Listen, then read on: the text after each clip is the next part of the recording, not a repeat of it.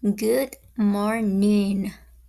This is Annie DK, and today is October 25th, 2021. And I've been working writing by hands. Um, my second book, is a recipe book for beginners because I just learned how to cook recently. Learning.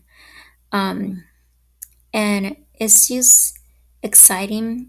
I've been doing the drawings of the picture just to see how I experience through my eyes, recipes, and eating. And I always have a relationship that is healthy with food and a healthy weight that haven't changed or fluctuated throughout my life. Has always been very stable. Right now, I'm 102 pounds, and that's good for my height, and that's good for my body. Works well.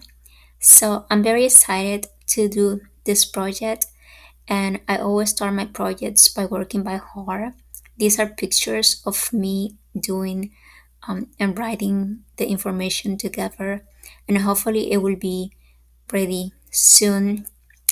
And it's going to be very good, I think, for reading and light-hearted.